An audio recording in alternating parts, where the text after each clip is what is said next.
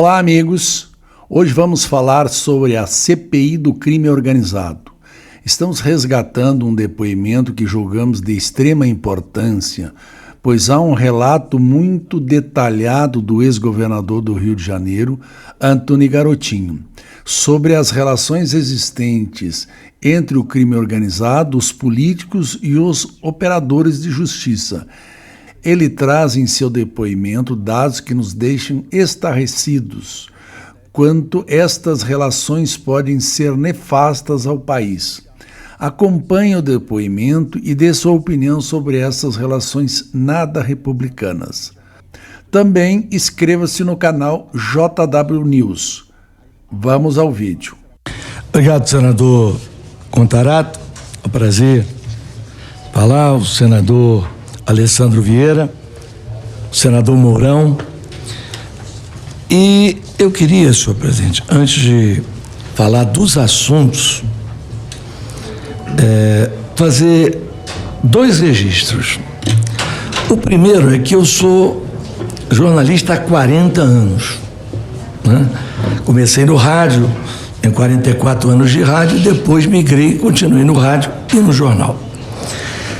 E quando fiz as denúncias contra o ex-governador Sérgio Cabral, as pessoas não levavam muito a sério, achando que era uma questão política. E não era política. Era uma questão de uso indevido do dinheiro público para enriquecimento ilícito. Só foram me dar ouvido quando eu consegui, através das minhas fontes, aquelas famosas fotos e gravações da farra dos guardanapos em Paris, que tomaram conta do noticiário. Daquele grupo todo que eu denunciei, eu gostaria de ler um documento aqui, rápido, né? Nós tivemos praticamente todos presos, né? Exceto um membro do Poder Judiciário do Rio de Janeiro. Só que à época, Vossa Excelência sabe como funcionam essas coisas, já haviam passado 14 anos que eu tinha saído do governo do Estado e me arrumaram um problema da Prefeitura de Campos para que eu fosse preso no mesmo dia de Sérgio Cabral, para que confundisse a cabeça das pessoas. Então eu vou ler para Vossa Excelência aqui um documento que é uma promoção de arquivamento, porque como a denúncia foi minha ao Procurador-Geral da República, né, para que houvesse o arquivamento eu teria que ser ouvido. Eu estou diante aqui de dois delegados, né? Trata-se de notícia de fato e crime instaurada a partir de representação do ex-deputado federal Antony Garotinho. Ao longo de extenso procedimento são listados uma miríade de crimes que teriam sido praticados pelo ex-governador Sérgio Cabral e a sua organização criminosa. Ao longo de quase 5 anos de sua existência, a Força Tarefa da Lava Jato do Rio de Janeiro propôs 30 ações penais em favor de Sérgio Cabral e sua, esse aqui eu queria frisar bem, organização criminosa, que é a segunda pergunta que eu vou fazer. Abrangendo os mais diversos crimes e áreas de atuação, desde as obras de reforma do Maracanã, a Operação Calicut, passando pelas fraudes da Secretaria de Saúde, Operação Fatura Exposta, Operação Ressonância e Operação SOS, até o desmantelamento do histórico esquema da caixinha da FETranspor, Operação Ponto Final. Após um trabalho que envolveu a cooperação de outros órgãos, como a Polícia Federal, o COAF, a Receita Federal, a Força Tarefa promoveu 55 operações, que resultaram em 806 buscas e apreensões, 70 prisões temporárias, 264 prisões preventivas, além da propositura de 104 denúncias, que somaram um total de 894 denunciados e 183 condenados em primeira instância. Várias dessas operações resultaram em acordos milionários, responsável pela devolução aos cofres públicos de 4 bilhões de reais. Eu devolvi aos cofres públicos 4 bilhões de reais. Além do requerimento de reparação de ações penais de 12 bilhões de reais e outros 12 requeridos em ações de improbidade. À vista do exposto, não vislumbrando mais qualquer utilidade do presente feito que tramita há 10 anos, determina o seu arquivamento. Antes, porém, intime-se o representante para que apresente recurso no prazo de 10 dias. Assinam aqui todos os procuradores da República, inclusive o chefe da Força Tarefa, procurador Eduardo Elage, Fabiana Schneider, Marisa Varoto, Rodrigo Timóteo. Bom, o que sucedeu, o senhor deve saber. Hoje os procuradores foram punidos, o juiz que recuperou o dinheiro para o Estado foi afastado, e o Sérgio Cabral toma banho de piscina, fazendo gracinha e zombando da cara da população do Rio de Janeiro. E o denunciante, que fui eu, fui preso 4 vezes, entrava de manhã, saía de tarde. No total foram 29 dias. Então, quero deixar claro que eu queria saber, Vossa Excelência, eu tive uma conversa ontem bastante produtiva com o senador Alessandro Vieira, que foi o autor do requerimento que me chegou, para saber se eu falo aqui de organização criminosa que está dentro do governo todo do Rio de Janeiro, ou se eu falo de associação criminosa. São coisas diferentes, os senhores conhecem os tipos, né, penais, porque ontem eu ainda comentava com o senador Alessandro Vieira, eu falei, olha, a coisa é tão grave que eu não sei, pelos próximos dias, tem um desembargador federal envolvido, que eu acho que o Alexandre de Moraes falou isso ontem, ele é testemunha, ou vai afastá-lo da função ou vai prendê-lo, porque ele vaza informações para o presidente da Alerj. Quando eu acordei hoje, o cara já estava preso, né? Então, assim, é uma situação, eu queria saber, eu preciso delimitar, porque o senhor falou 20 minutos. 20 minutos eu não falo nem da polícia, quanto mais do crime do Estado. Eu queria assim, saber, porque a situação ali é o seguinte, tem que escolher qual lugar que não tem corrupção. Eu até faço uma brincadeira, às vezes, de mau gosto até, que eu dou uma barra de ouro, que é o que eles costumam fazer lá, para quem me apontar um órgão do Estado do Rio de Janeiro que não tenha corrupção, né? O senhor me permite, presidente? Não, eu queria... Para encaminhar, governador, a sua colaboração, é uma questão procedimental. O senhor tem de início os seus 20 minutos, como o presidente falou, mas não vai lhe faltar tempo. É evidente que o histórico de corrupção do Estado do Rio de Janeiro não caberia num dia inteiro de depoimento. Mas o nosso objetivo aqui principal é trazer para essa CPI, dar essa visão para a sociedade da radiografia atual. Como é que a gente chegou nessa situação no Estado do Rio de Janeiro, onde eu tenho o desembargador federal preso, o presidente da Assembleia Legislativa do Estado do Rio de Janeiro preso e agora com tornozeleira, busca e apreensão, não se sabe exatamente com que alvos, mas numa sequência que aponta uma severa infiltração. E aí um fato que o senhor vai poder historiar, mas que me parece que muda um pouquinho o perfil da corrupção no Estado do Rio de Janeiro, que é essa ligação direta com as facções armadas. Me parece que aí é um passo então abaixo. Eu vou começar por aí. Ótimo. Né? O general Mourão sabe que nas tropas embaixo, seja ela da Polícia Militar, do Exército, da Polícia Civil, sempre tem, pela natureza dessas pessoas que vêm do povo, né, uma certa infiltração, né? Mas no Rio de Janeiro o crime subiu de patamar.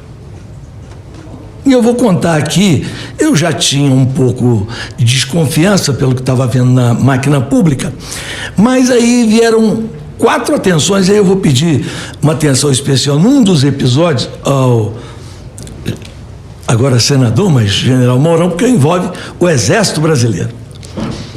Primeiro, um bandido, um dos procurados na lista que o governo federal fez agora, pedindo a cada estado que indique seus bandidos mais perigosos, de nome Abelha, saiu pela porta do presídio do complexo penitenciário de Jericinó.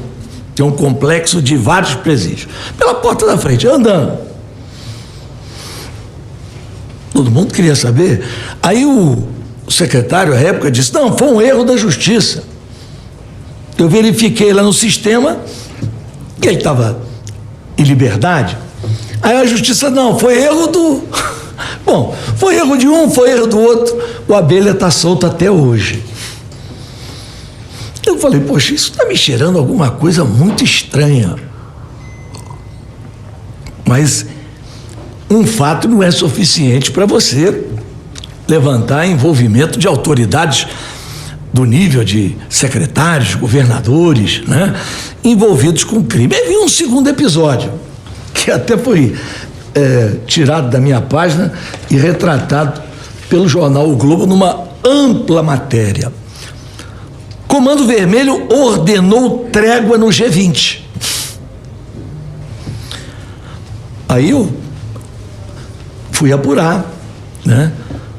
E, de fato, constatei que haviam vários prints para um acordo entre as facções, nesse caso não era só o Comando Vermelho, mas as facções não façam nada durante o G20, nem dentro, nem fora, que a gente vai dar uma regalia para vocês. Durante o mesmo período, foi permitido entrar com o celular.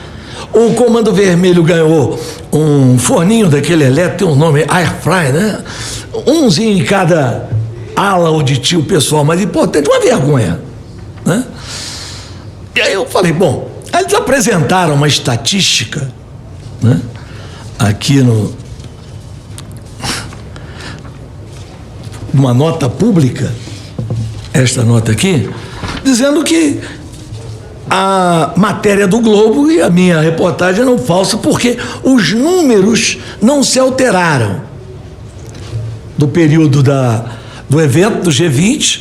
Aí eu falei, não, peraí, vocês estão publicando o relatório do mês, eu quero do período do G20. Fui até a Secretaria de Administração Penitenciária, conversei com agentes, porque a secretária não atende, né? E levantei, e de fato foi uma paz. Os números chegam até a ser assustadores. Mas tá bem, pode ser que tenha sido assim, uma coincidência, e para os bandidos também talvez seria bom não ter confusão nesse período. Mas aí veio um terceiro episódio também público. Todo mundo tomou conhecimento, envolveu até o marido de uma deputada federal. Tinha um congresso de medicina do Rio de Janeiro, e todos se hospedaram no hotel, entre o Recreio e a Barra. Os médicos desceram para fazer um lanche, tomar uma cervejinha. O congresso começaria no dia seguinte. Passam 2 motos com bandidos criminosos na moto, confundiram um dos médicos com o Taylor. O Taylor era um miliciano daquela área, inimigo do Comando Vermelho. Eles resolveram retornar por conta própria, dispararam contra os 4 médicos, mataram 3, inclusive o irmão da deputada, e um ficou gravemente ferido. Aí aquilo foi uma repercussão enorme. Aí logo de manhã sai uma nota misteriosa, um porta-voz do Comando Vermelho dizendo o seguinte, que o Comando Vermelho já sabia que foram integrantes da facção, mas que não estavam de acordo com aquilo. Os jornais publicando, vem cá, quem é que fala em nome do Comando Vermelho? Aí à tarde saiu outra nota, dizendo o seguinte, os criminosos já foram presos e serão julgados hoje à noite. Novamente, o porta-voz do Comando Vermelho. Mas vem cá, tem chefe de polícia nisso aqui, não tem ninguém que possa explicar como é que é essa situação. No dia seguinte, sai, então, a matéria: Comando Vermelho executa os assassinos dos médicos. Bom, o Comando Vermelho investigou, o Comando Vermelho prendeu, o Comando Vermelho julgou e matou. Isso é um absurdo. Cadê a Secretaria de Segurança do Estado? Né? Mas eu fiquei tão indignado com aquilo que eu falei: olha, eu vou mergulhar mais a fundo. E aí vem o general Mourão, um fato que é inacreditável. Quando eu soube do fato, eu não acreditei, até que os documentos da portaria do presídio foram me entregues. O senhor sabe que sumiram armas do quartel de Barueri. Deve saber, sumiram fuzis, né? Então o Exército, através do seu serviço de inteligência, descobriu que essas armas estavam na Rocinha. Então procurou o governo do Rio de Janeiro e montou uma operação. O Exército cercaria a Rocinha e a Polícia Militar subiria e pegaria as armas. 2 dias antes da operação, um membro do governo do estado, de nome Leonardo Francisquim, que à época ocupava a subsecretaria de inteligência do sistema penitenciário, falando em nome do governo, se reuniu com os oficiais do Exército Brasileiro e disse: olha, eu acho que isso vai dar confusão. Vai dar certo não. Não, mas temos que pegar a ordem do general, né? Do comandante militar do leste. Então, eu vou fazer uma proposta a vocês. Vocês vão até o presídio, vocês chegam lá, vão entrar lá tudo direitinho. Você vai ser, você usa o nome de Bruno, que é um agente, e você usa o nome de Lima, que é outro agente. E vocês vão passar, e aí vocês vão ser levados até onde está o chefe do Comando Vermelho, que ele vai mandar entregar as armas. Bom, só que na hora lá, alguém esqueceu de avisar que a portaria do presídio estava informatizada. Ou seja, eles eram agentes de outro presídio que estariam entrando lá. Quando o cara do Exército botou o dedo, o agente penitenciário, o policial penal, disse: não, você não é Bruno, não. E você também não é Lima, não. E aí veja o ridículo. Um policial penal, com todo respeito, dá voz de prisão a 2 oficiais do Exército Brasileiro. Aí, aquela confusão, chamaram o diretor das cadeias de Bangu, dos presídios de Bangu.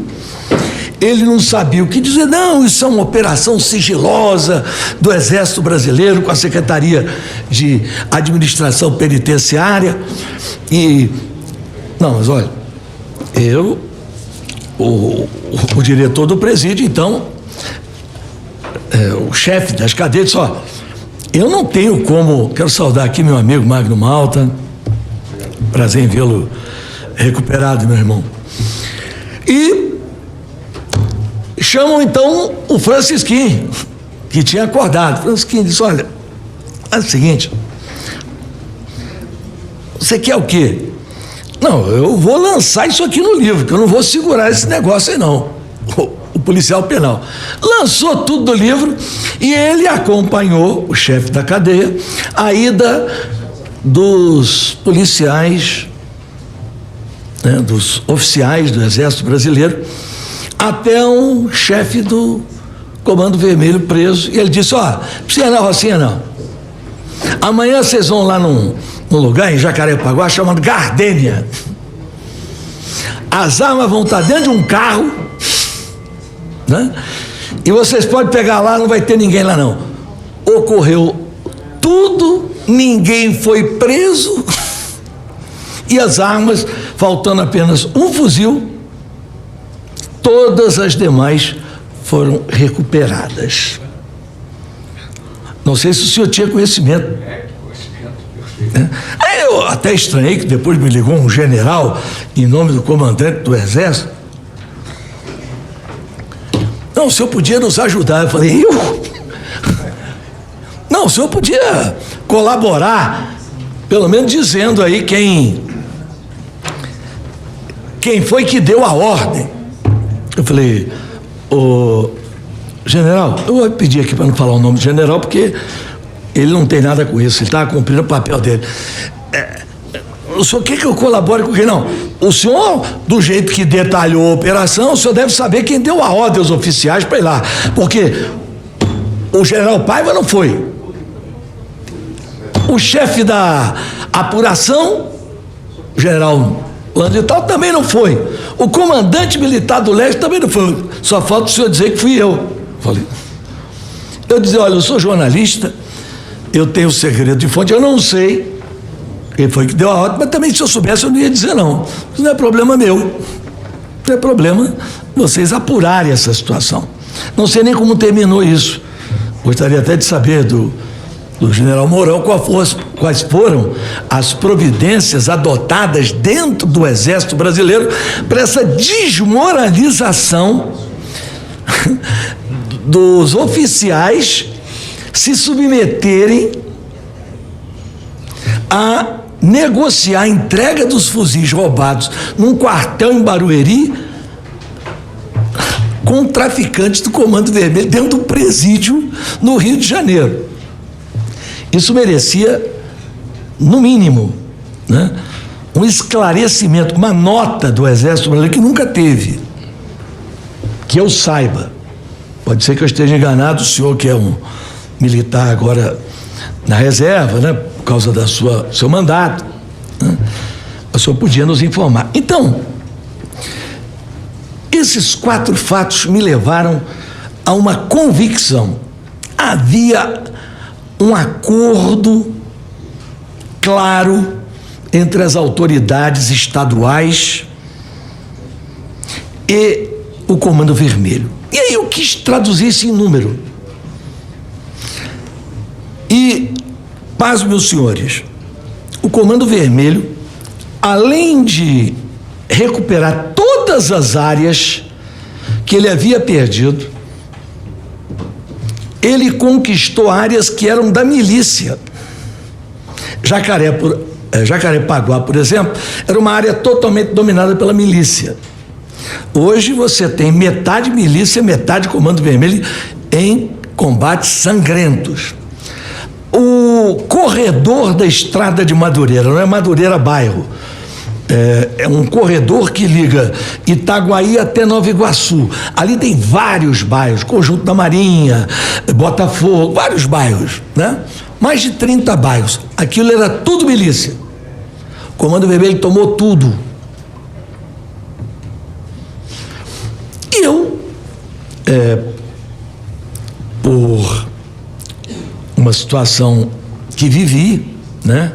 Eu hoje sou guardado por 12 homens da Polícia Militar do Rio de Janeiro, né? A pedido do Ministério Público do Estado. E acho que depois do que eu vou falar aqui, eu vou ter que pedir até ao ilustre presidente, né, que reforce, embora os homens que trabalham comigo, tem alguns que são do BOP, né, e tem muito carinho por mim, porque eu fui o autor da construção do BOP. Pois bem, o Comando Vermelho recuperou todas as suas áreas, se expandiu, enquanto as outras organizações criminosas encolheram. Bom, mas eu precisava entender alguns aspectos. E aí eu fui percebendo o modus operandi de uma parte da lavagem do dinheiro do Comando Vermelho em setores que depois, eu estou falando isso aqui, é coisa de 1 ano atrás, que depois veio aparecer em relação ao PCC na Operação Carbono Oculto. Eles lavavam e lavam dinheiro através de uma rede de combustíveis cujo empresário, ele foi preso por uma denúncia que eu fiz, de uma reportagem chamada Operação Caça-Fantasma, porque ele havia aberto uma firma no nome de um morto. Aí eu denunciei, o Ministério Público prendeu ele. Quem foi o advogado dele nessa época? Rodrigo Bacelar. Quem foi o maior contribuinte da campanha de Cláudio Castro? Esse empresário, dono de uma rede de postos de combustíveis do Estado. Quem é esse empresário? Hoje eu disse até, agora há pouco, numa postagem, né? Estou vendo a sua água errada. Vou descobrir seus segredos todos.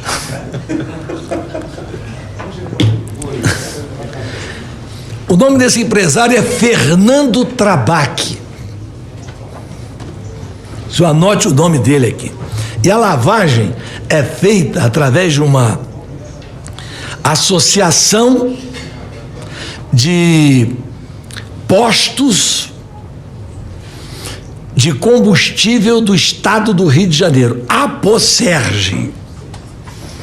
Só que a Aposerge, o presidente é ele, e o resto da diretoria é a mulher dele, o filho dele e o irmão dele. A Aposerge. Essa empresa, que eu não consegui quebrar todo o sigilo dela, né? Porque ele também tem que investigar, mas também não pode sair da lei, não pode cometer crime em nome da legalidade. Mas teve 1 ano que ela movimentou, era uma associação, mais de R$1 bilhão. Associação de pó de gasolina. E eu fui saber com outras pessoas, né, que têm redes grandes de combustível, se eles estavam filiados. A maioria nem sabia da existência. Como ele tem muitos postos. Então, eu já dei aqui 2 nomes que os senhores deviam colocar no radar. Um chama-se Leonardo Francisquim, atual subsecretário geral de administração penitenciária. Os presídios do Rio de Janeiro se transformaram, e aí eu vou dar aqui 3 exemplos, né, num escritório do Comando Vermelho. Tanto que os senhores viram aqui pela reportagem do Globo, que eu mostrei, feita em grande parte com os prints que eu consegui junto a agentes penitenciários que não concordam com... não concordam com esse tipo de situação, né? Que quando eles quiseram decretar, né, paz durante o G20, não teve nada, não aconteceu nada, entrou tudo nesse dia, né? Bom, e dei o segundo nome, que é o do senhor Fernando Trabac. Para ver, o que acontece hoje de anormal na Secretaria de Administração Penitenciária? Existiu um negócio que todo mundo tentava acabar, eu mesmo tentei acabar, mas era difícil acabar, que são as cantinas. E, finalmente, o Ministério Público determinou que acabasse com as cantinas. E o governo criou um programa chamado Cesta Online. Como é que funciona a Cesta Online? Cada preso, a família dele tem direito a comprar 2 salários mínimos por semana através de um programa que ele entra, acessa e cai para uma das 2 firmas, dependendo de onde o preso está. Tem a numeração, então ele sabe, ó, se é do número tal, tal, cai para uma empresa. Se é do número tal, tal, cai para outra empresa. Cesta Online. Pois bem, eu achei interessante, falei, 2 salários mínimos por semana para a família de preso, tá bom. Tem preso que pode pagar, a maioria não pode, mas... vamos ver a empresa. Aí comecei a investigar a empresa. Aquela coisa habitual de sempre, vamos ver onde fica e tal. Aí eu descubro que uma das empresas, são duas empresas, uma chama-se Caçarote e a outra é Locacem. A Caçarote, eu encontrei a sede dela, lá perto dos presídios, em Bangu, na Avenida Brasil, né? Tem caminhões. A Locacem, uma pequena casa com telha de amianto, no bairro do, acho que é Pilar, em Duque de Caxias.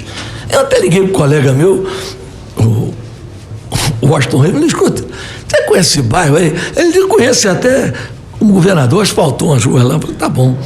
Você conhece essa empresa aí? Não conhece a Locacem? Deve ser uma empresa grande para fornecer alimentação para esses presos todos, né? São 45 mil presos no sistema prisional do Rio. Ele disse, olha, eu não conheço não. Aí fui ver o galpão dela onde ficava. Fica no estacionamento de um supermercado, não existe não. Rapaz, não tem sede, não tem galpão. Vamos ver quem é o dono. Pegamos lá o dono, capital social alto da empresa. Descobrimos que o rapaz nem sabia o que era Locacem. Eu trabalho com uma equipe pequenininha lá, né? Meus colegas, para quem eu quero até mandar um abraço, a Aline, a Juliana e a Isa. Aí descobrimos que o rapaz recebia até Bolsa Família. Mas como o senhor é dono de uma empresa que fatura milhões? Pelo menos consta aqui que o senhor é o dono. Nada. Na verdade, nós fomos apurando e chegamos, senhor presidente, à conclusão que os donos são o policial civil Fernando Hackman. Aliás, esse cidadão, na CPI do narcotráfico, foi denunciado pelo Magno Malta, que está aqui. Ele é um homem que fica de plantão dentro do palácio. Foi assim no governo Sérgio Cabral, foi assim no governo Witzel e é hoje. No meu período eu botei ele para fora de lá. Quando apareceu o nome dele na CPI, Magno me avisou, eu botei ele para fora de lá. Ele é um dono. Porque o outro, segundo o rapaz afinou, era um tal de Abel. Não, é o Abel. Eu falei, mas como é que você sabe quem é esse Abel? Eu não sei. Eu fui procurar. É o secretário de governo, Rodrigo Abel.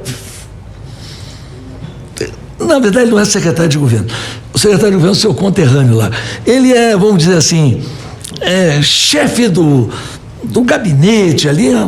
É uma pessoa da total confiança do governador. Hã? Enfim, 2 membros do governo, né? Donos de uma firma fantasma, faturando milhões. Agora você imagina, 45 mil presos comprando 2 salários mínimos, é verdade que não vende, né? Mas aí o que eu fui descobrir? Que os presos, chefes de facção, eles pegavam autorização com o número, porque quando você vai fazer o pedido, você coloca o número. Com os presos mais pobres e comprava em nome deles. E as cantinas que antes não existiam, tinham acabado, começaram a existir dentro das celas e eles revendiam. Eu até peguei uns preços só para comparar, que além de roubar a população, ainda rouba os presos. Que os preços que eles colocam dos produtos na tal da cesta online.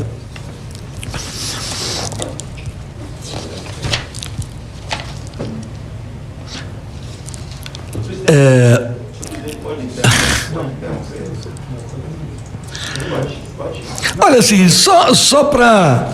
Não é nem interromper, é só Para contribuir com o garotinho. Ô, senador, com todo respeito, é porque o tempo do convidado era 20 minutos, nós já estamos sendo... Não, pelo amor de Deus, do convidado.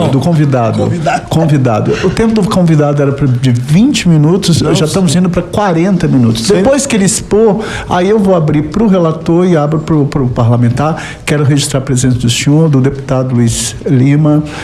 Bem-vindo a essa casa. Mas, por gentileza, se o senhor puder já tentar indo para a conclusão, para que o relator possa fazer as intervenções e o colega senador também assim contribuir, bem como o vice-presidente. Então, aí eu pedia ao pessoal, por exemplo, eu tenho aqui um item, né? Cortador de unha. Que, aliás, não devia nem ter cortador de unha para vender para preso, que é perigoso. Mas tem, né? No supermercado mundial custa R$ 6,99. Na cesta online custa R$ 19,76. Creme dental Oral B anticário, que eles colocam lá na cesta também a marca. No supermercado custa R$ 4,00. Na cesta online custa R$ 9,56. Eu não vou ficar falando aqui de preço, só para vocês terem noção da safadeza de roubar preso. Roubar preso. Bom, aí eu digo, isso é um absurdo. Aí começo a me aprofundar no sistema da administração penitenciária. Sou procurado por um fornecedor de alimentação para os presídios, né? Dizendo que ele foi convidado a participar de uma contribuição mínima, né, de R$1 por quentinha. 45 mil presos, 2 quentinhas, almoço e janta, 90 mil quentinhas. R$1 por quentinha, 90 mil reais por dia. Ele se recusou. Então eu publiquei uma matéria, né, dizendo: o Rio tem uma nova rainha das quentinhas. O governador me processou, eu pedi exceção da verdade. Na semana do julgamento ele desistiu. Pode pegar, está aqui, está publicado. Ou seja, a Secretaria de Administração Penitenciária é fraude sob fraude, uma atrás da outra. Corrupção generalizada, onde participam o governador, o seu secretário, a secretária da área. Quer mudar de área? Então vamos para a Secretaria de Educação, onde o senhor Rodrigo Bacelar indicou a subsecretária de Educação. A subsecretária de Educação tem um filho que é o operador do sistema. No final do ano, assim, entre o Natal e o Ano Novo do ano passado, eles iam comprar, por dispensa de licitação, 497 milhões em livros. Mas não é livro de estudo, não, é aquele livro de historinha, tá? De uma editora famosa. Aí eu chamei o repórter, um amigo meu, Gabriel, que trabalha numa grande emissora. Falei: Gabriel, isso aqui você tem que fazer antes deles comprarem. Ele deu a matéria, eles desistiram e compraram 74 milhões. E aí eu poderia citar na Secretaria de Educação centenas e centenas de irregularidades, um escândalo. Quem comanda a secretaria? Professora Roberta. Indicação: Rodrigo Bacelar. Quem opera a secretaria? Professora Joilza. Indicação: Rodrigo Bacelar. Quem opera todas as safadezas é o senhor Guilherme Abreu, filho da subsecretária. Senhor presidente, eu disse que eu daria nomes. Porque é leviandade você chegar aqui e fazer uma acusação e não dizer quem é. Né? Aí vamos... Eu ia chegar na parte principal agora, mas eu posso mais 10 minutos? A gente faz assim, o que eu entendo, o apreço regimental do nosso presidente, ele tem razão para a gente manter o método, mas a partir de agora, a minha primeira pergunta é, o senhor pode continuar a apresentação? Posso. Aí nós chegamos na Secretaria de Fazenda. Secretaria de Fazenda, a equipe principal, o secretário, eu lamento, eu vou ter que citar o nome de todo mundo aqui, inclusive pessoas que é totalmente administrada por Ricardo Magro. Ricardo Magro. Ele paga e muito bem. Agora, qual é a vergonha? Eu publiquei os vídeos de um jantar que ele promoveu em Nova York, até quiseram me... Vai, meu irmão. Mas como é que você conseguiu esse vídeo? Não é problema meu. Né? Onde estavam presentes no jantar em Nova York? O governador, o secretário Rodrigo Abel, o secretário de Fazenda, o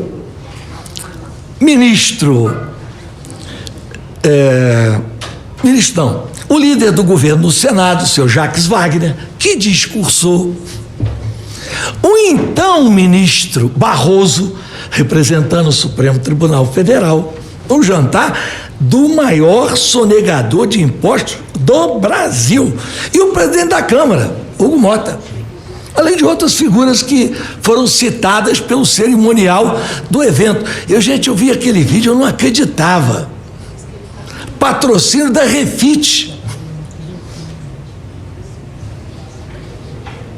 Bom, ali são milhões. Porque ali, senhor presidente, é uma engrenagem que envolve Fazenda, AGRIO, que é a Agência de Desenvolvimento do Estado, e a CODIM, a Companhia do Distrito Industrial, que é a empresa que concede incentivos fiscais. E para o dinheiro do incentivo fiscal voltar uma parte, como é que eles fazem? Contrataram um escritório de consultoria tributária que tira a nota e devolve o dinheiro. Tudo na cara de todo mundo. O senhor vai me perguntar, mas quando o Sérgio Cabral, o senhor veio aqui em Brasília, fez uma representação, tinha 2.000 páginas, mostrou todo mundo foi preso. Por que o senhor não fez agora a mesma coisa? Bom,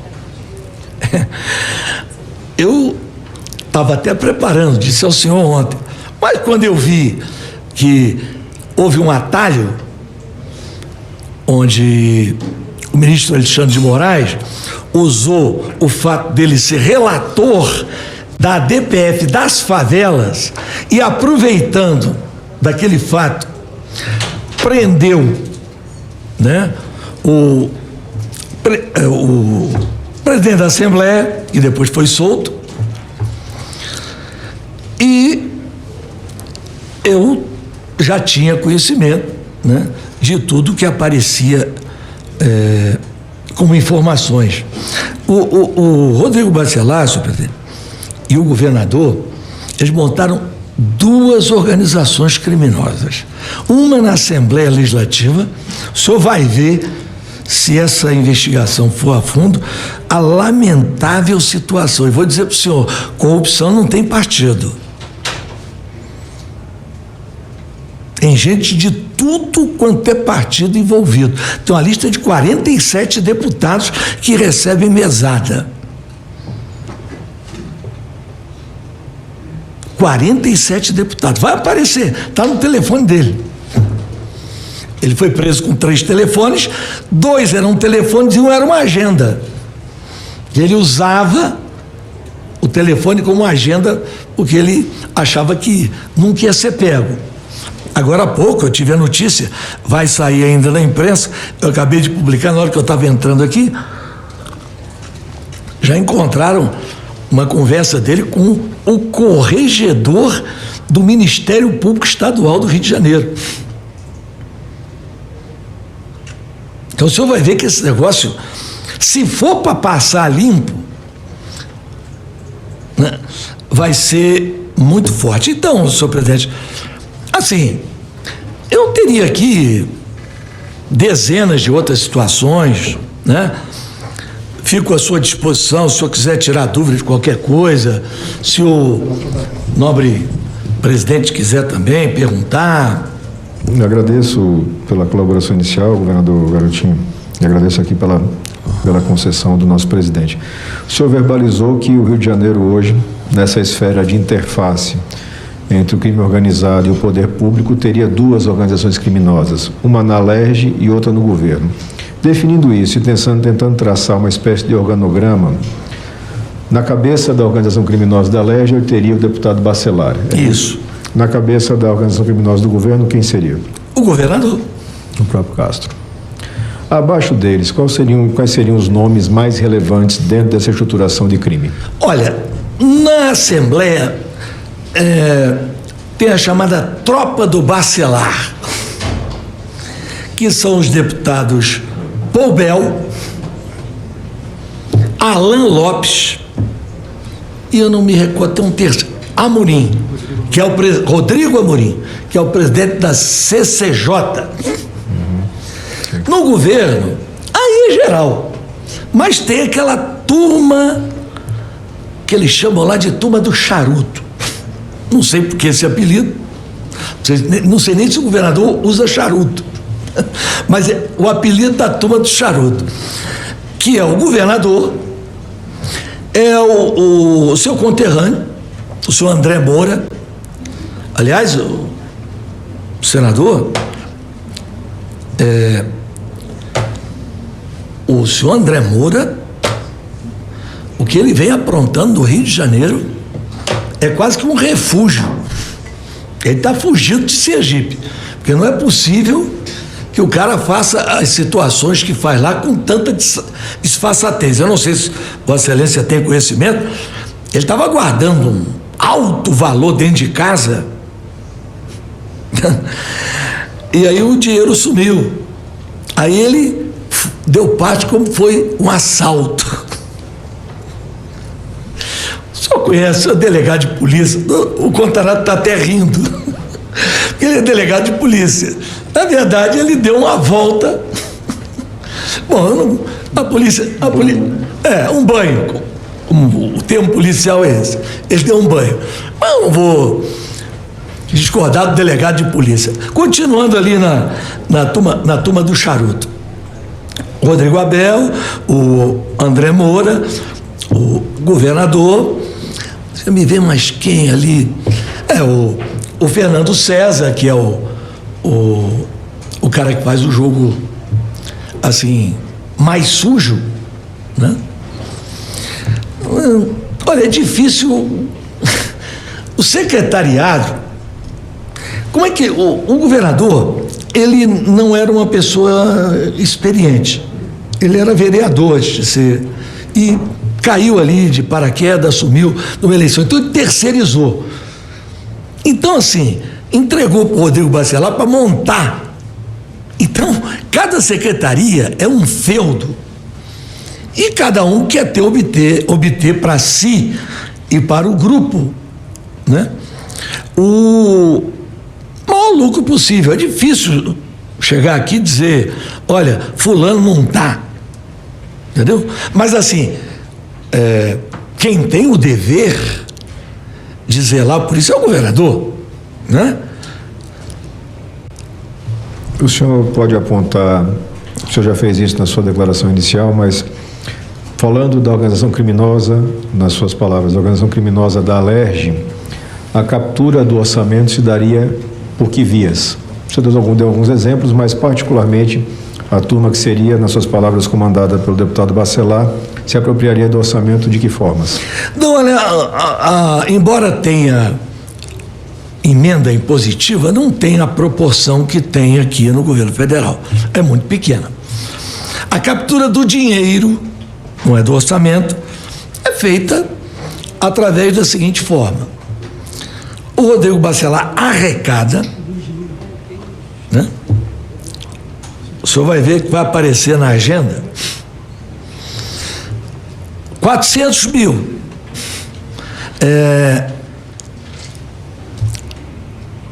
Educação, entrega ao Vinícius. Vinícius é o irmão do governador. Vai estar na agenda do Bacelar. Secretaria tal, tantos mil. Dia tal. Aí vem uma outra página.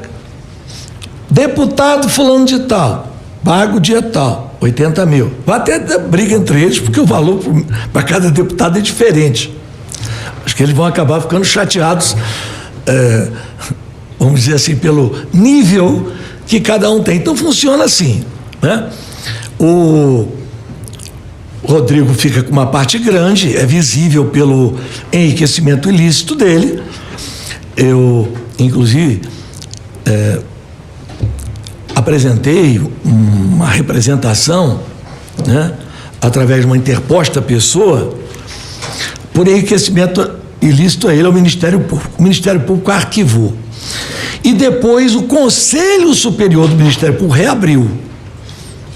Ele está sendo investigado por enriquecimento ilícito. Porque o principal laranja dele, ele não tem um, ele tem vários, mas o principal laranja dele é um advogado chamado Jansen Calil. Esse Jansen Calil comprou 2 coberturas em Botafogo, de frente para o palácio da prefeitura, e o Rodrigo Bacelar mora lá. Quanto o senhor acha que custa o aluguel de 2 coberturas em Botafogo, andar inteiro? O Rodrigo Bacelar paga R$2.000. Aí foram perguntar ao senhor Jansen por que ele faria isso. Não, um homem influente com tanto poder como ele, eu quero ser amigo dele.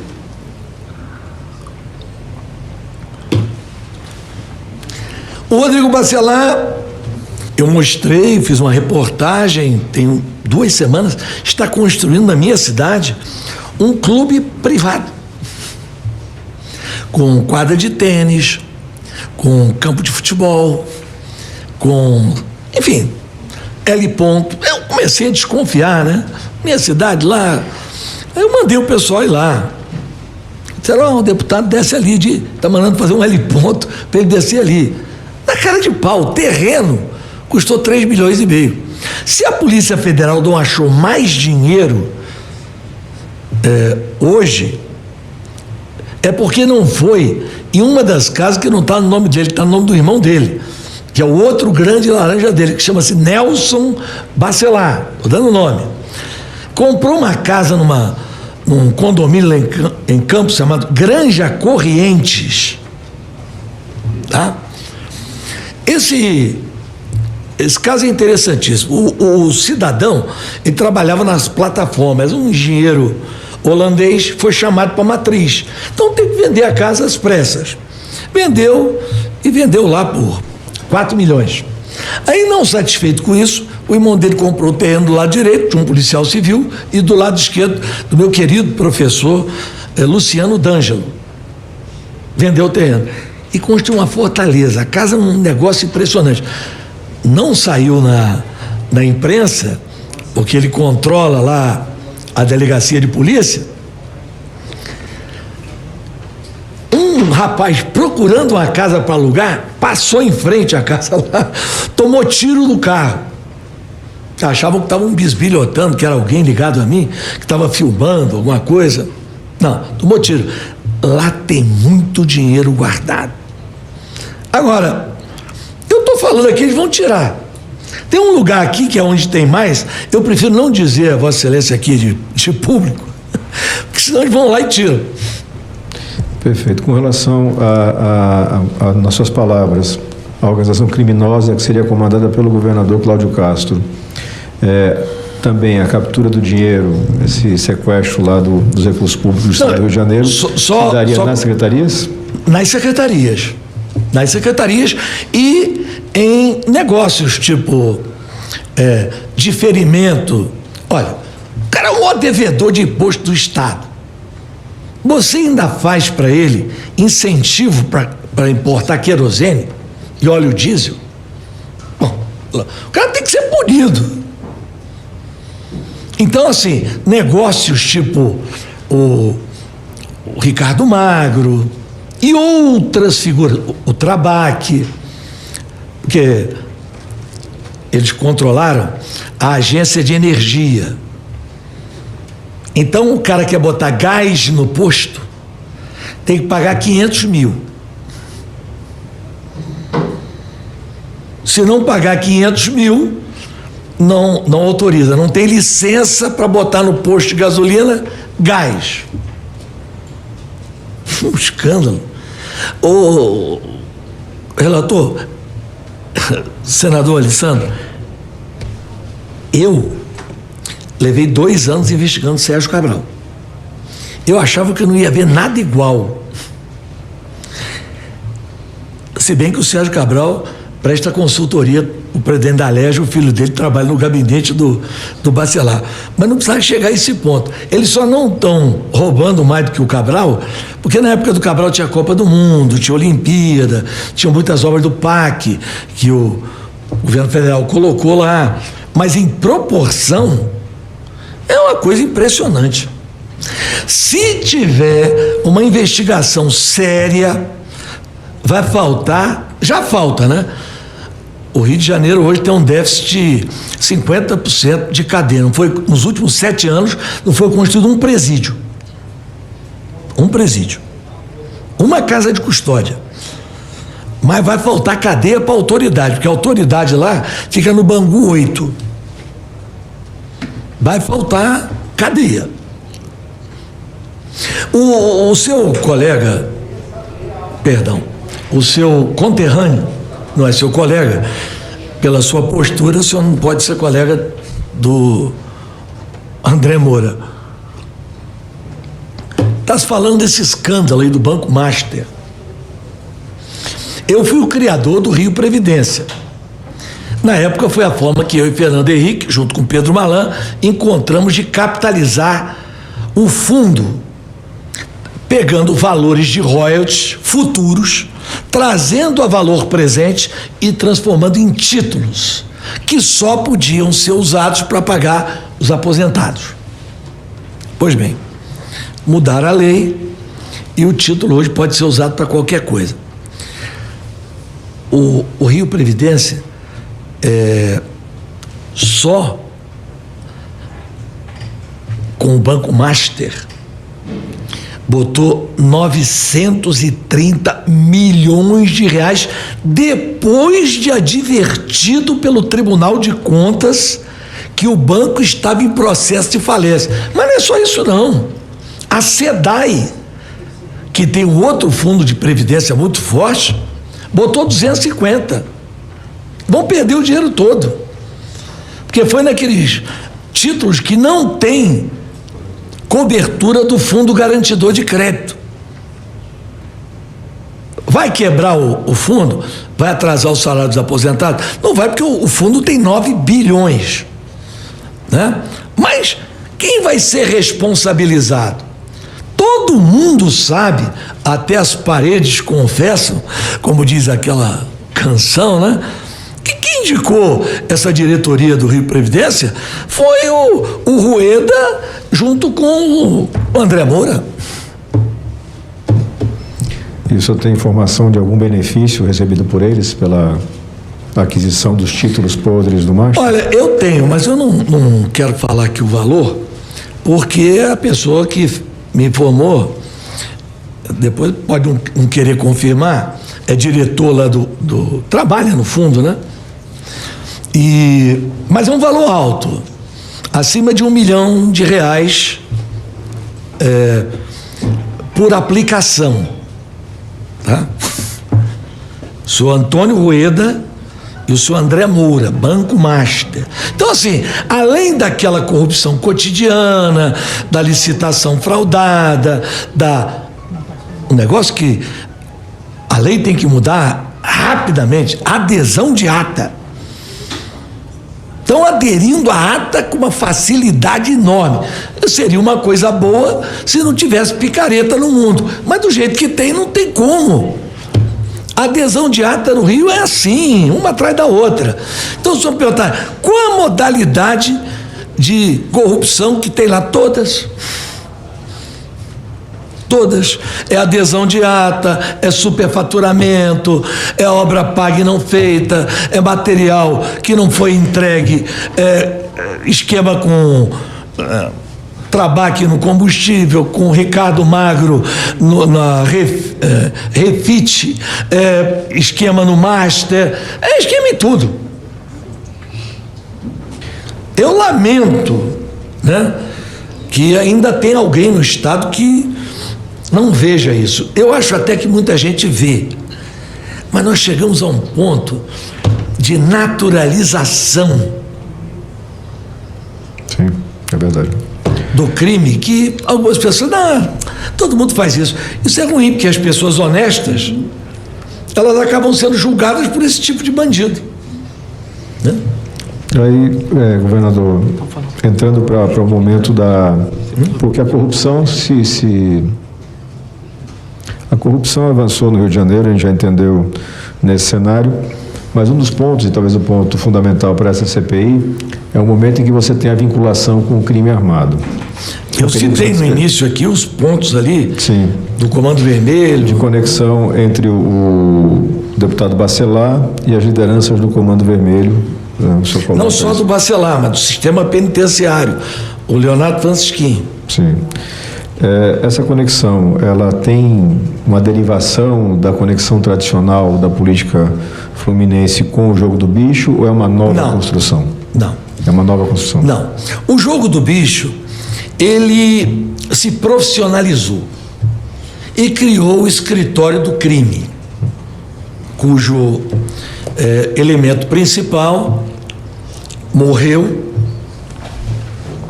em confronto, entre aspas, com a polícia, o capitão Adriano, que eu prendi quando fui secretário de Segurança. Era um policial valente, mas com pouquíssimo caráter, que não honrava a polícia.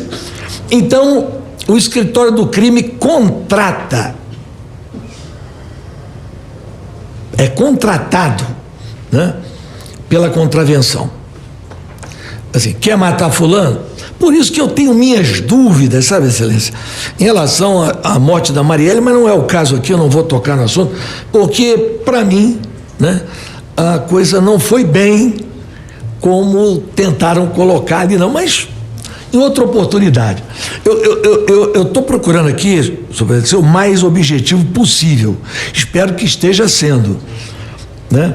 Eu sei que amanhã a parte da imprensa vai dizer, mas não falou, não tem prova. Tudo que eu estou falando aqui, eu tenho prova, eu estou dando o nome, eu estou dando os fatos, eu estou trazendo aqui reportagens que foram feitas, eu estou trazendo aqui, como no caso que o general Mourão disse que já sabia, né, a cópia do livro de entrada do presídio onde foi registrado. Então, para amanhã não dizer assim, não, o garotinho foi lá e não falou nada. Eu estou falando tudo. Vossa Excelência, pergunte tudo o que quiser, porque eu conheço, eu sofri na pele, assim, uma certa tentativa de destruição, né, da minha imagem, né, porque eu tinha atacado o sistema. O senhor sabe que quem vai contra o sistema, especialmente o sistema financeiro, né, nesse país não tem muito futuro. No tocante a essa parceria, a infiltração do Comando Vermelho, em particular o Comando Vermelho, com o governo do Estado, de que forma se deu essa expansão do CV, em contrapartida à redução da atuação de milícias e outras facções, e em que ponto você tem indicativos ou notícias de movimentação de tropa, definição de delegacia, titularidade de delegacia ou de comando e batalhão, vinculado diretamente a essa interseção entre Comando Vermelho e Poder Público? Então, o senhor deve ter lido, porque saiu em todos os jornais, a briga que havia no Rio de Janeiro para indicar chefe de polícia, tanto da civil quanto da militar. Bacelar chegou quase a romper com o governador se não indicasse o chefe da Polícia Civil do Rio de Janeiro. Ele chegou a indicar um delegado que depois foi afastado. Os atuais chefes, né, me parecem que não estão seguindo a orientação dele. Eu quero ser aqui bem sincero, né? Mas funcionava dessa maneira: indicava o chefe da civil, aí o deputado da base da lista dos 47 chegava e dizia: ó, delegacia da minha área, fulano e tal. O senhor vai ver que dentro de poucos dias vai ter um deputado aí que vai ser preso. Ele botou dois, ainda quando era um outro comandante da polícia, botou dois policiais militares à disposição do gabinete dele, e ele faz segurança para o Peixão. Peixão, criminoso terrível lá do Rio de Janeiro. Ele vai ser preso, não tem a menor dúvida. Vai na próxima lista. Então, assim, esse envolvimento, eu queria até, se Vossa Excelência me permitir, tocar aqui num assunto que eu acho que é importante para essa comissão, mas eu acho que ele é mais importante para o Brasil, né? Porque a gente não chega a um lugar por acaso, né? Não, como é que eu fui parar no TH Joias? Eu lhe contei ontem. Um dia eu estava lá no meu escritório, um rapaz me liga e diz: ó, sabe quem desceu de helicóptero aqui na minha cidade? É uma pequena cidade que o deputado Luiz Lima conhece. Natividade. Noroeste Fluminense. Quem desceu aqui de helicóptero agora é o Rodrigo Bacelar. É mesmo? Dá para você tirar uma foto desse helicóptero e mandar para mim, hein? Aí tirou a cópia, né? E mandou. Eu notei que, além do prefixo, haviam duas letras grandes pintadas no helicóptero, né? Falei: o que será isso? Aí comecei a ligar para as empresas de táxi aéreo para descobrir o que era aquele MM.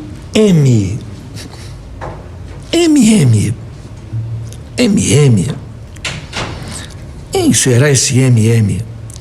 Bom, descobri a empresa de táxi aéreo onde o helicóptero estava. Aí eu perguntei: escuta, quem é esse helicóptero que o deputado está andando aí? Não se mete nisso não, é complicado, esse cara é complicado, esse é o Barão do Ouro aí. Barão do Ouro? Esse cara, não, o cara do Pará aí, é o dono da Gana Gold, uma das maiores empresas de ouro do Brasil. Já tinha sido preso pela Polícia Federal. Até eu depois liguei para uns colegas meus de rádio lá da Sistema Liberal de Comunicação lá do Pará. Rapaz, não se mete nesse cara, esse cara é tão poderoso, cara, que ele se mudou agora para uma cidade aí pequena e casou com uma moça lá novinha, e o prefeito decretou feriado do dia do casamento dele. O cara tem tanto dinheiro assim, tem muito dinheiro. Bom, para que esse cara está emprestando um helicóptero para um deputado no Rio de Janeiro? Tem nada no Rio, né? Ou eu achava que não tinha.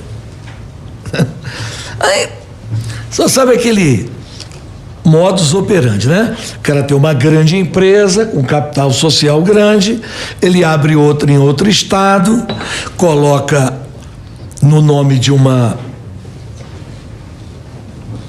outra empresa e coloca o capital da sua empresa e vai fazendo assim. Aí descobri a empresa dele em Minas Gerais, descobri a empresa dele no Mato Grosso, descobri a empresa dele em Goiás, descobri a empresa dele no Rio de Janeiro.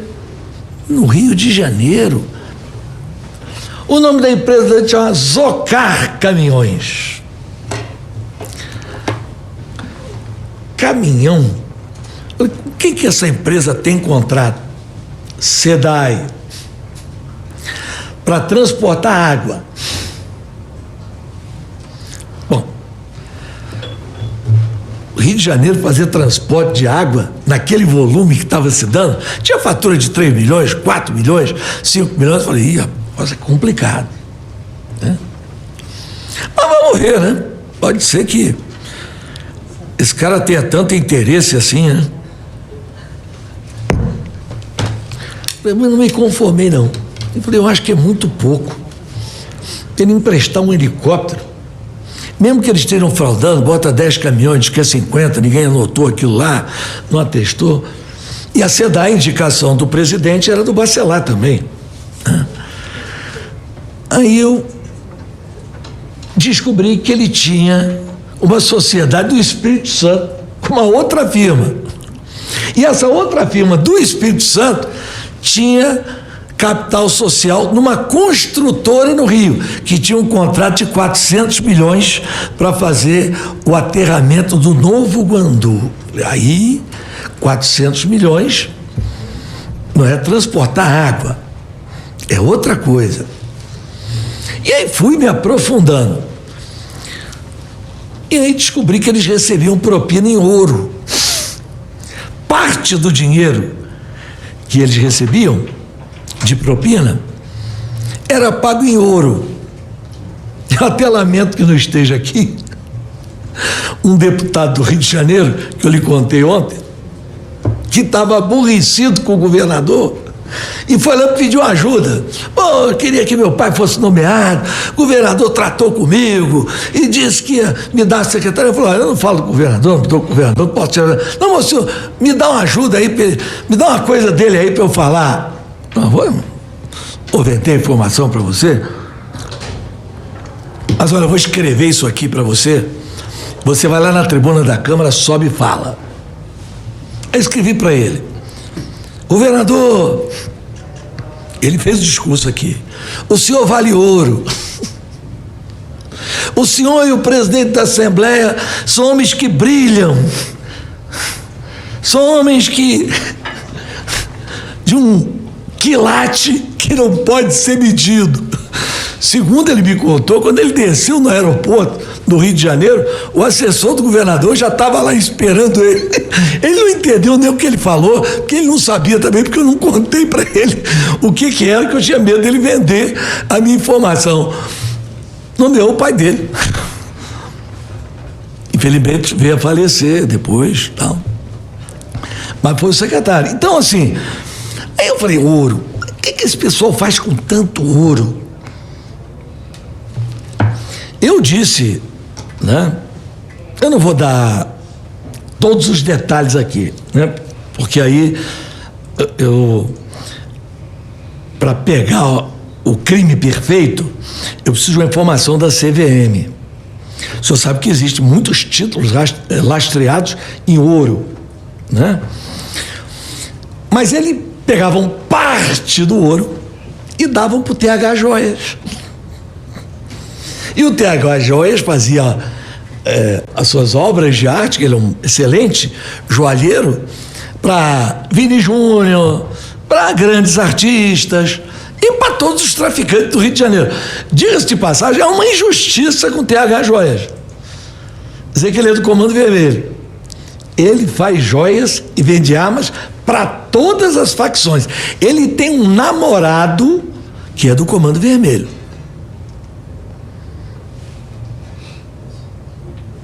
Ele tem lá uma relação com o Comando Vermelho nesse nível. Ponto. Agora, ele fornece droga e drone e arma para o terceiro comando. Milícia não sei, mas deve fornecer também. E para o Comando Vermelho em maior intensidade. Né? Mas ele não é um traficante do Comando Vermelho. Ele é um bandido que tem ligações com o tráfico. Né?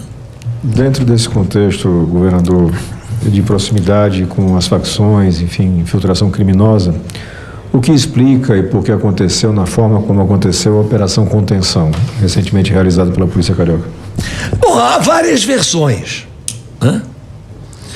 Eu fico com a seguinte versão. O julgamento do Cláudio Castro, por outro crime que ele e o Bacelar cometeram junto, que foi o caso Seperge, estava muito próximo. E ele sabia do voto da relatora, a relatora Galotti, seria um voto para arrebentar. Porque foram contratados 27 mil cabos eleitorais para receber na boca do caixa dinheiro. No Rio, onde ele tem uma ampla maioria, ele ganhou por 4-3 no TRE, com um voto suspeitíssimo do cidadão que votou e 2 meses depois virou desembargador. Então sabe que eu, como governador, nomeei desembargador, e minha esposa também. Esse cidadão que deu o voto ali, que foi o voto Minerva, 2 meses depois virou desembargador.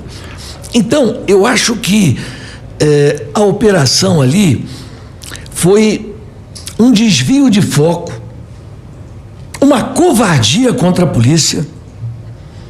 Morreram 5 policiais e tem vários outros feridos.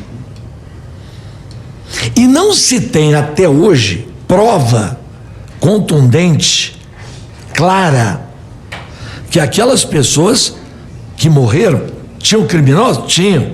Mas e o resto? Cadê ali?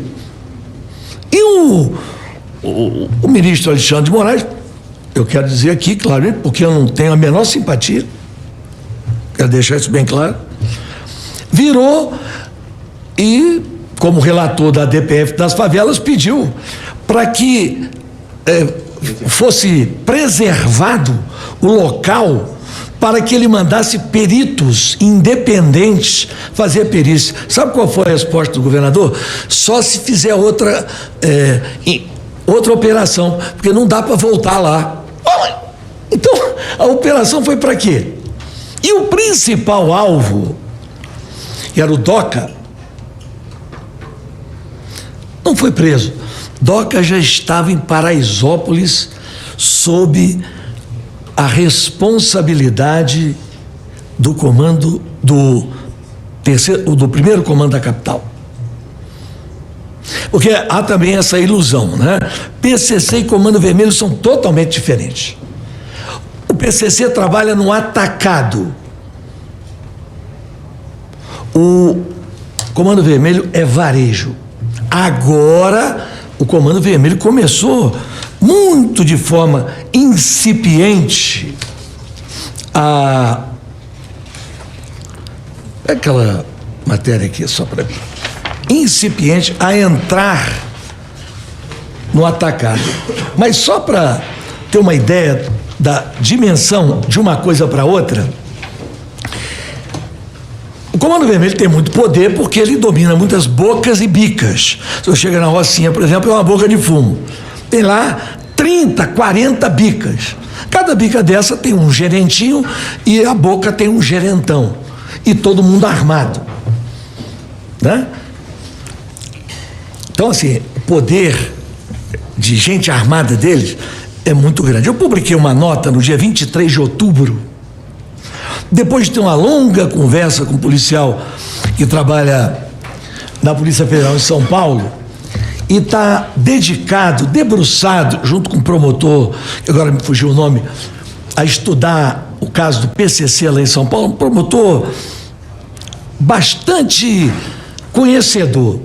Então ele me relatou no dia 23 de outubro o seguinte: o PCC tem o controle absoluto do Porto de Santos, de onde saem a maioria das exportações de cocaína para o exterior. O PCC está hoje em 30 países e tem contato direto com os cartéis de droga do México, as Forças Armadas Revolucionárias da Colômbia, o que sobrou, a máfia da Calábria e o Hezbollah. Os principais mercados do PCC são Europa, Oriente Médio e África. Eu pensei, Estados Unidos, não, Estados Unidos, os mexicanos não deixam entrar, né?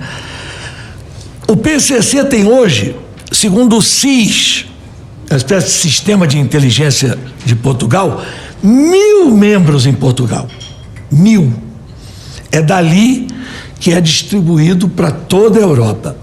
O PCC não age da mesma maneira em todos os países. Em Trinidad e Tobago, ele troca cocaína por ouro. Em Gana, por diamante. E no leste europeu, por arma.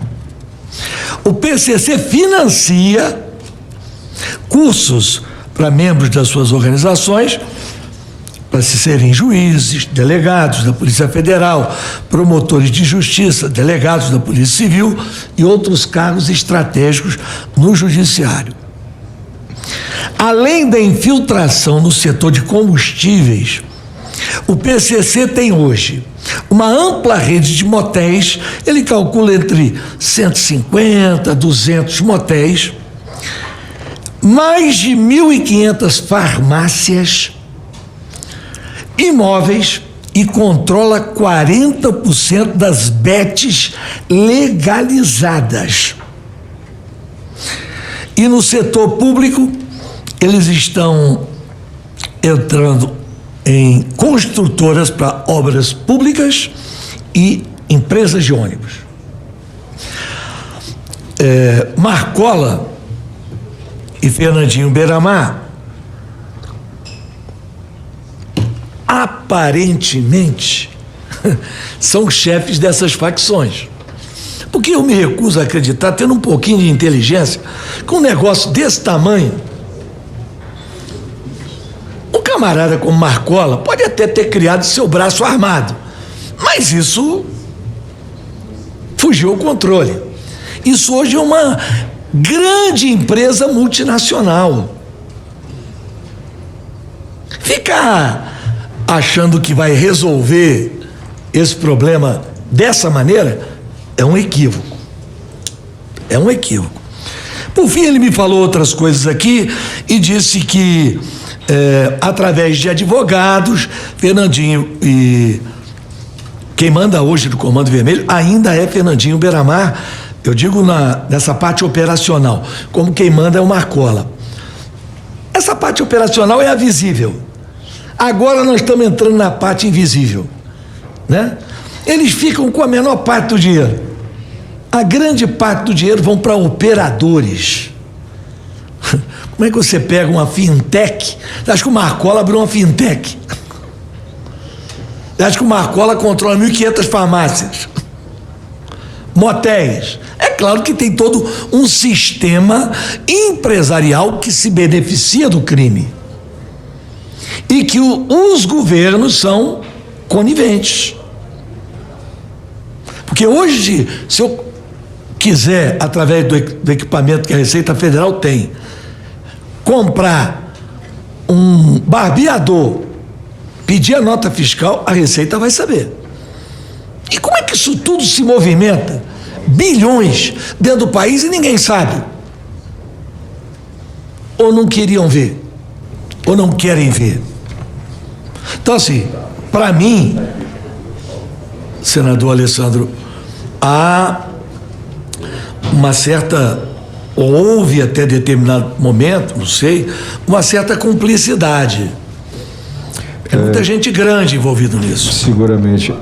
Governador, caminhando já para o encerramento da minha participação aqui, o senhor mencionou uma organização criminosa vinculada à LERJ, uma organização criminosa, obrigado, vinculada ao governo do Estado, a LERJ sob comando do deputado Bacelar, governo do Estado sob comando do governador Cláudio Castro.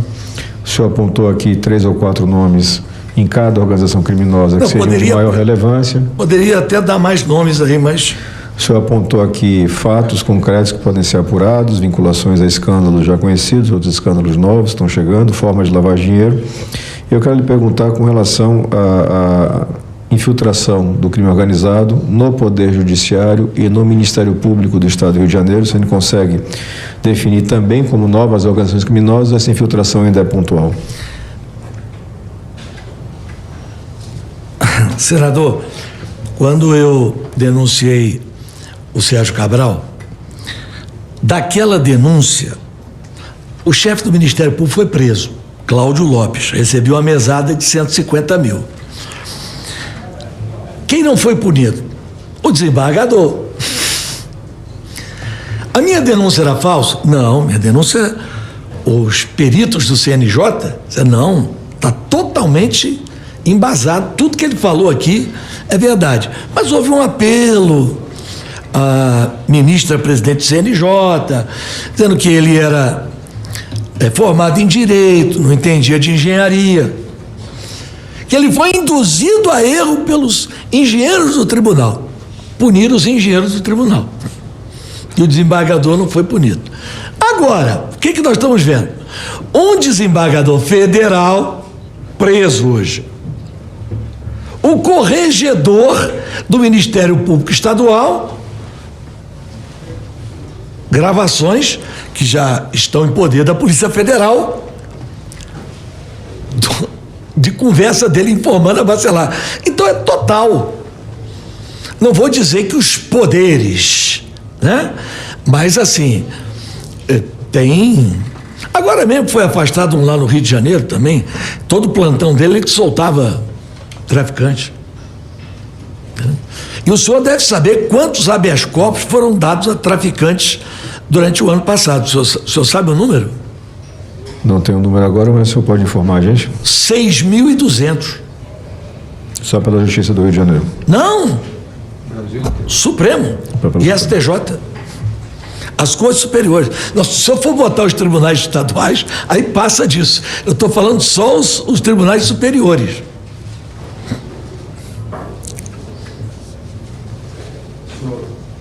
Senhor presidente, da minha parte eu estou satisfeito com a colaboração do governador, agradeço pela presença, pela coragem e fico aqui acompanhando para mais manifestações conforme o andamento.